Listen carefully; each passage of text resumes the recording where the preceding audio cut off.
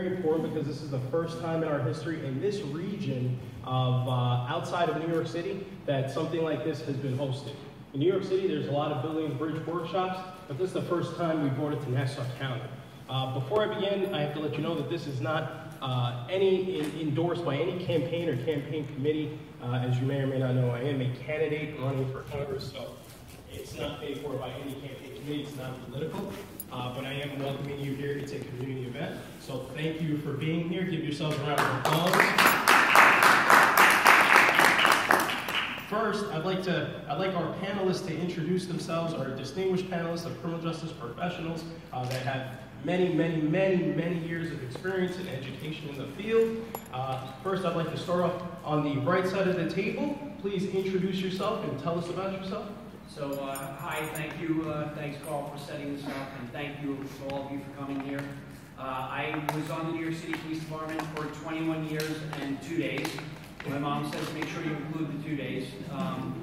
And I was, for most of my career, since 2002 until 2018, when I just retired about a month and a half ago, I was in a tactical and rescue unit for the police department called the Emergency Service Unit. We were able to do some great things in New York City for people. I'm currently, though, a candidate for the New York State Assembly, a little bit east of here. So I really look forward to this discussion. We need more of these in the community where people are talking about policing and the community as well. So thank you, guys. Thank you, Paul. Hi, I'm Ross Myers. I'm a professor. John Jay College. It's a college of criminal justice. I have a background in law and criminal justice, and primarily I'm writing and editing for legal publishers and speaking about fields, the areas of the criminal justice field that I care about, which has to do with introducing sort of a more just and fair and moral approach to how we impose the law on individuals.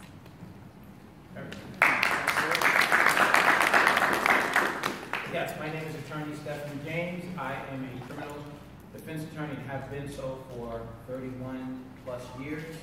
I started off my career as an assistant district attorney in Kings County, that's in Brooklyn, and prosecuted criminal cases at the misdemeanor through Supreme Court homicide level.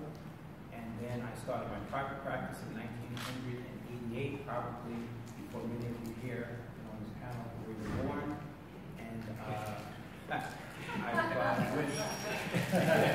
been practicing for some time, and I've handled a lot of cases, from bank robbery cases to homicide, murder cases, drug cases. And I've practiced all over the world. Some of my cases have taken me as far away as Medellin, Colombia. I am fluent in Spanish and other languages that speak English as well. And I'm happy to be here. And I want to thank Carl Achilles for taking the time to put this panel together and to get good people like yourselves here today. And like my colleagues at this panel, I too am very eager and excited and delighted to be here speaking with you this evening. So welcome to you all. Thank you. And our youth panelists, I guess that's what Attorney James was referring to. Our youth panelists. I'm Stephen D. James II. I'm currently working as a paralegal at the law firm of Stephen D. James, but I obviously don't have as much experience as everybody else up here. So everything I have is kind of short. Sorry. Well, thank you. We need a youth perspective. That's why I thank you for being here. Thank you for being All right. So the first question for our panelists today, it's something that's been in the news periodically throughout the past 2 or 3 years, and it's your take on police brutality. We would like to start actually with the youth perspective on police brutality, and then we'll go to the experts. So tell us, what do you think? What's going through your mind? Well, based on police brutality. Can everybody hear him good? Yeah. Are we good? Yeah. Yes.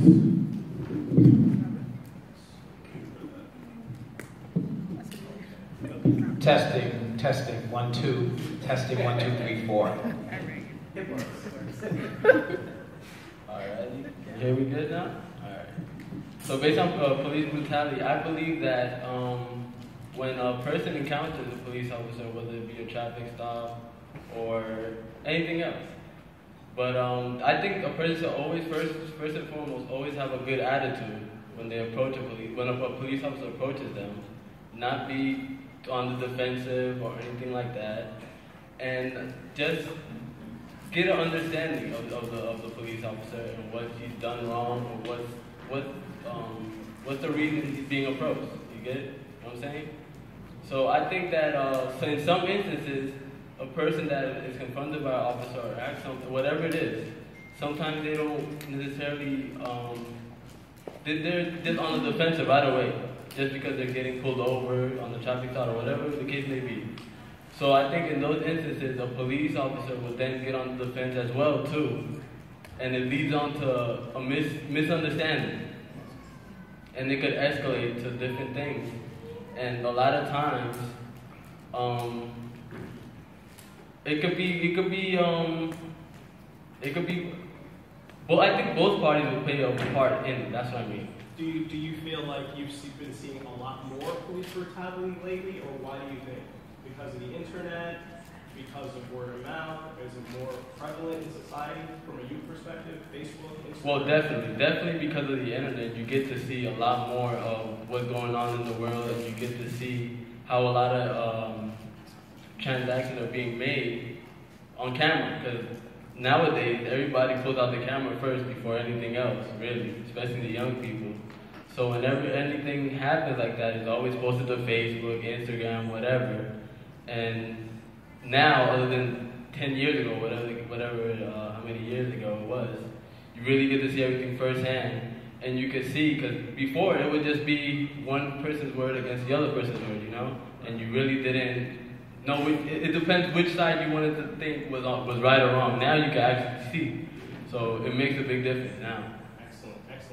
Other panelists for police brutality? Well, just if I may piggyback on what Stefan was saying in terms of an attitude that would be helpful when one may be approached, especially young people, by police officers on the street encountering maybe a traffic stop. And of course, I'm not an expert on that. We do have 20-plus year veterans called here, a detective, so we know we have people who are experienced from the perspective of the police officer. But Stefan himself was stopped when he was 15. He was driving in Florida, not New York, legally, and he was stopped in his new car, right? You were driving a Mustang, a convertible, and he looked young, and he was stopped by the police. I was not there. There was a lawfully over 21 driver, so there was no issue with the paperwork. He had his driver's license provisionally, which is what you get in Florida at the age of 15, but the car was his. But the encounter was such a positive one, believe it or not, that the police officer called me and was thanking me on how well the encounter went with my son. And I had never experienced that after, and at that point I think I'd been practicing for about 27 years. And I was very grateful, number one, because whenever you hear about a police officer stopping your child, a black child at that, in America, you're concerned. I know I was. And being a single dad, I was very concerned for him. So when I got the call from officer, whatever his name was at the time, in Miami, of all places, deep in the southern states, I was concerned. But he was actually calling me to compliment my son and to compliment me on how